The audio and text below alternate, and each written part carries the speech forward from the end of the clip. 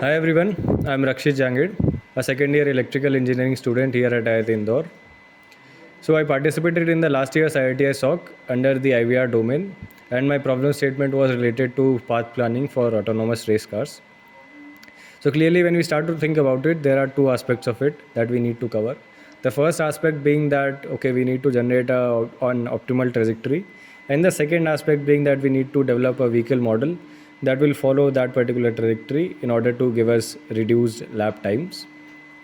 So let's start with the first aspect.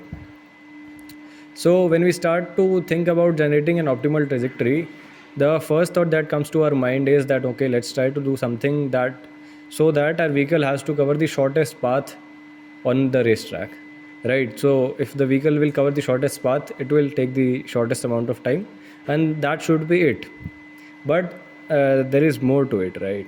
So suppose there is a racetrack that is straight at this point, and then there is sharp turn, and then it comes over here.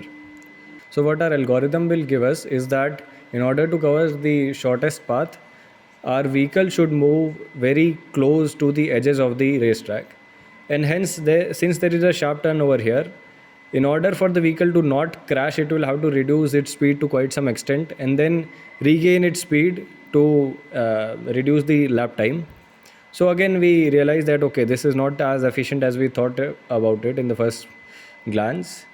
Then we think about something else. Okay, then maybe let's try to avoid these sharp turns, so and follow a particular path which has lesser curvature, but then it also has a drawback that in turn we will cover a larger path, a larger distance, right?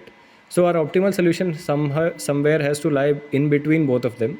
So what we did was exactly the same. We first generated the shortest path trajectory, and then we generated the minimum curvature trajectory, and we superimposed both of them, and what we finally got was our optimal trajectory. So the first part was done now. Now we had to move for the second part, which was to develop a vehicle model which will follow that particular trajectory. So if we see that we did not at all keep in mind anything about the vehicle dynamics while designing the trajectory.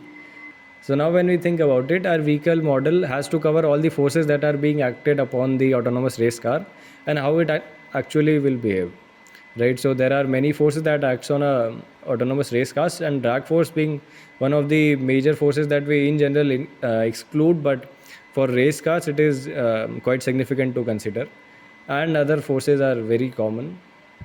The throttle force that drives the vehicle, that is generated by the engine or the battery and the motors in EV case.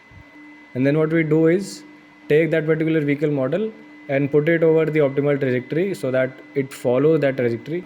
Clearly it will not follow the trajectory 100% because there are some constraints that are put over the vehicle, right, which are even there in the actual scenario. But yeah, I mean we'll get some close results out of it. So yeah, that is pretty much it about the problem statement. We did that in MATLAB Simulink. The entire work was done on MATLAB Simulink, which is an industry level software, and if you are proficient in it, it is very much advantageous to you. At least not during the undergraduate days, but as you move on further, it has many advantages. So the biggest advantage or the benefit that I felt for participating in IITisoc is that as soon as I came to second year, I had a very nice industry level project added up in my resume. In our particular case, the IVR domain was the IITisoc for IVR domain was organized in collaboration with MathWorks, so it added even more credibility to our project. And whenever you need to apply for any opportunities outside the campus, it just helps a lot. At the back of your mind, you know that I have at least one project. I just need to make 1 2 3 more projects to build up my resume to a very good extent. So yeah, that was pretty much it. I will definitely encourage you all to participate in ITSOC, and trust me, after the whole process, when you will look back at your hard work that you did in these summer days when you were supposed to be enjoying, it will definitely be worth it, and the resume point will definitely hold out. So yeah, that's pretty much it. Thank you for your time.